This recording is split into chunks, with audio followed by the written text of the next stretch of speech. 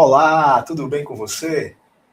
Você sabia que nos ecossistemas naturais existem animais que são indicativos da melhor ou pior qualidade desses ambientes? Sabia que estes animais são extremamente importantes se caso lá eles estejam para identificar que aquele ambiente natural está plenamente saudável? Vem comigo que eu te explico melhor sobre isso.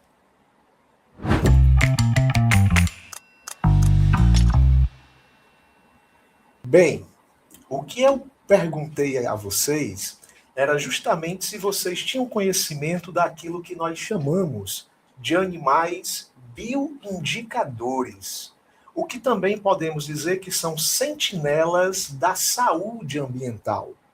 E aí, o que são animais bioindicadores, os chamados sentinelas da saúde ambiental? São organismos que revelam o estado de saúde de um ecossistema. Aí você vai me perguntar: como assim, professor Lincoln? Como assim revela o estado de saúde de um ecossistema? Pessoal, é importante notar que em um ecossistema existem diversos seres vivos que mantêm entre si inúmeras relações ecológicas.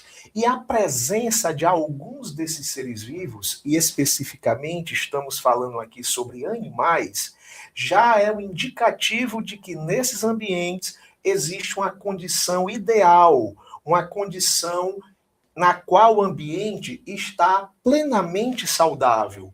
E é importante também notar que este é um tema essencial para o Enem, pois revela a relação entre seres vivos e impactos ambientais, que é uma das tônicas do Enem. Veja bem, podemos falar, por exemplo, das abelhas, como um desses animais indicadores da qualidade ambiental, da saúde dos ecossistemas naturais. As abelhas, elas funcionam como um alerta contra agrotóxicos. De que modo? Veja bem, elas são bastante sensíveis a pesticidas e mudanças na flora. As abelhas são vitais para a reprodução de plantas e a produção de alimentos. Acredito que você saiba que as abelhas são um dos principais agentes polinizadores de plantas. E por serem agentes polinizadores de plantas, as abelhas permitem não apenas a reprodução das plantas, mas também a produção de alimentos, tendo em vista que muitos dos frutos produzidos pelas plantas são necessários para nosso consumo. Um caso real que ocorreu no Rio Grande do Sul e em Mato Grosso seria a mortandade em massa de milhões de abelhas devido ao uso irregular de fipronil na soja, que é um agrotóxico. E isso causou um impacto direto na biodiversidade e na economia local. Então, eu estou me referindo aqui a um exemplo real que acontecera, que significou um impacto na economia e na biodiversidade, justamente por ter havido a mortandade das abelhas. As abelhas, quando presentes em um ecossistema, isso denota que aquele ecossistema ele está em equilíbrio, tendo em vista, como a gente já frisou aqui, que as abelhas são bastante sensíveis a pesticidas e a mudanças na floração. Um outro exemplo que podemos citar de animais que são indicadores da qualidade dos ecossistemas são os anfíbios. E os anfíbios, é importante perceber, eles são termômetros climáticos. Aí você vai me perguntar, professor Lincoln, mas como assim termômetros climáticos?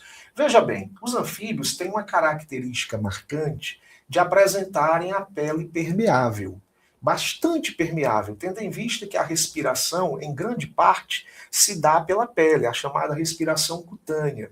E isso permite que eles sejam extremamente sensíveis a variações de temperatura e também de umidade.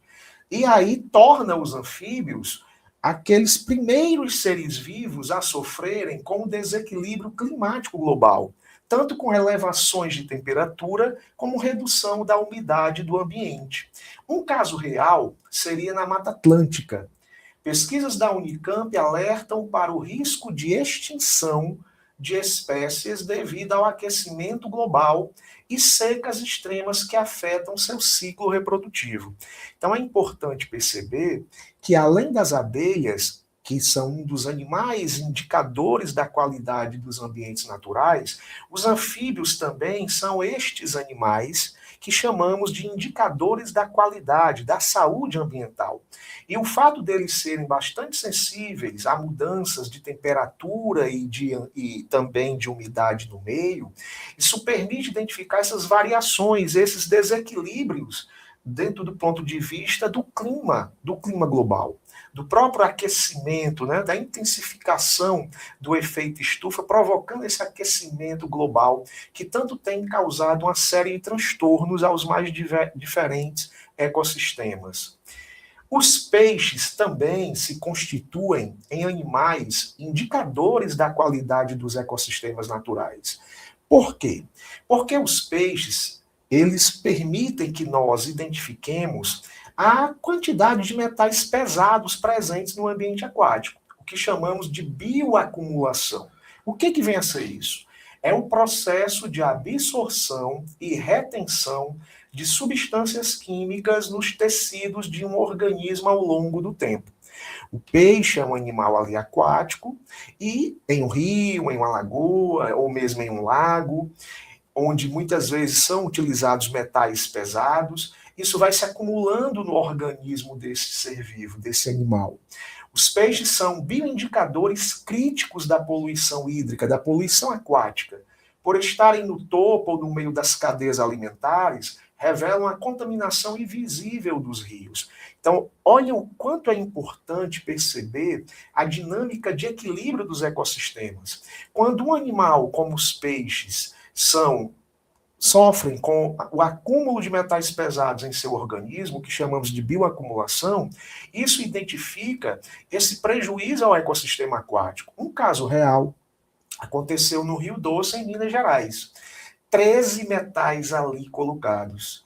10 anos após o desastre de Mariana, estudos confirmaram que peixes ainda apresentam níveis perigosos de chumbo, arsênio e outros 11 metais pesados.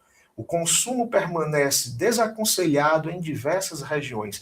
Olha só o impacto causado no Rio Doce, após o desastre da barreira de Mariana, da cidade em Minas Gerais, onde o que aconteceu foi uma bioacumulação nos peixes e, por conseguinte, os peixes estão inapropriados para consumo, dado a esse acúmulo de metais pesados em seu organismo e a toxicidade que esses metais pesados provocam no corpo humano.